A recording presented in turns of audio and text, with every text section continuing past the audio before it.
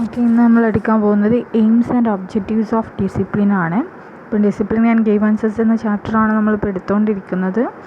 ഇതിൽ AIIMS and objectives of discipline ആണ് ഇന്ന് നമ്മൾ എടുക്കുന്ന ടോപ്പിക്ക്.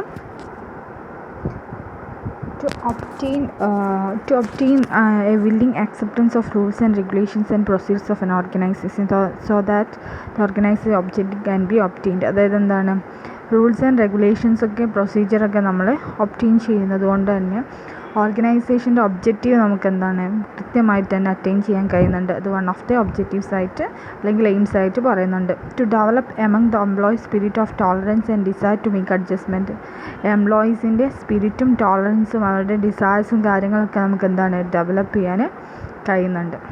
പിന്നെ to give and seek direction and responsibility, നല്ല രീതിയിലുള്ള സീക്ക് ആൻഡ് ഡയറക്ഷൻ റെസ്പോൺസിബിലിറ്റീസൊക്കെ എടുക്കാൻ വേണ്ടിയിട്ട് കഴിയുന്നുണ്ട്. അതുപോലെ തന്നെ to create atmosphere of respect for human personality and human റിലേഷൻസും അതുപോലെ തന്നെ ഹ്യൂമൻ പേഴ്സണാലിറ്റിയൊക്കെ നമുക്ക് എന്താണ് ക്രിയേറ്റ് ചെയ്യാൻ കഴിയുന്നുണ്ട്. അതുപോലെ തന്നെ to increase the working efficiency moral of the എംപ്ലോയീസിൻ്റെ വർക്കിംഗ് എഫിഷ്യൻസി എന്താണ് നമുക്ക് ധാർമ്മികതയോടെ ഇൻക്രീസ് ചെയ്യാൻ കഴിയുന്നുണ്ട്. അതുപോലെ തന്നെ to impart an element of certainty dispatch several difference informal behaviour patterns and other related changes in an organisation. നല്ല രീതിയിലുള്ള നല്ല dispatch several difference informal behaviour pattern എന്താണ് നമുക്ക് ഒരു ഓർഗനൈസേഷൻ്റെ കേസസിലേക്ക് നമുക്ക് ചേഞ്ച് ചെയ്യാൻ കഴിയുന്നുണ്ട്. ഇത്രയുമാണ് AIIMS and objectives of discipline എന്ന് പറയുന്നത്.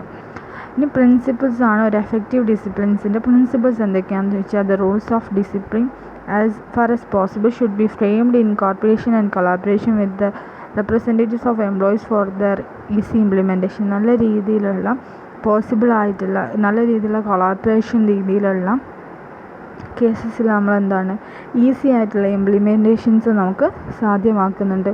അതുപോലെ തന്നെ എംപ്ലോയി ഗ്രൂപ്പുകളിലൊക്കെ നമുക്ക് ഒരു നല്ല രീതിയിലുള്ള ഡിസിപ്ലിൻ എൻഫോഴ്സ് ചെയ്യാനും അസോസിയേറ്റ് ചെയ്യാനൊക്കെ നമുക്ക് കഴിയുന്നുണ്ട്.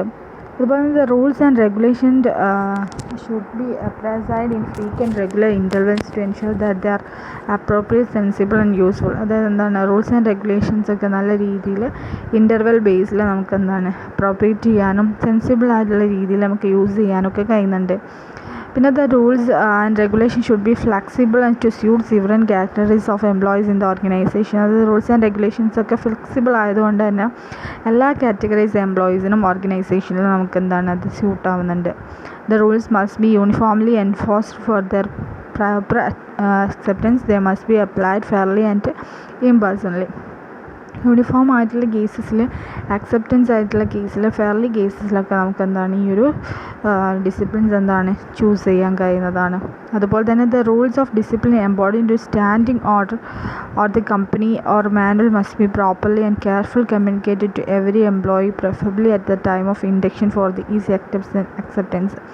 നല്ല രീതിയിലുള്ളൊരു ഓർഡർ ബേസിൽ, മാനുവൽ ബേസിൽ പ്രോപ്പർലി ആയിട്ടുള്ള കമ്മ്യൂണിക്കേഷൻസ് നമുക്ക് നടത്താൻ കഴിയുന്നുണ്ട്. ഇതും ഒരു റൂൾസ് ആൻഡ് റെഗുലേഷൻസ് കേസിൽ പറയുന്നതാണ്. Okay, thank you.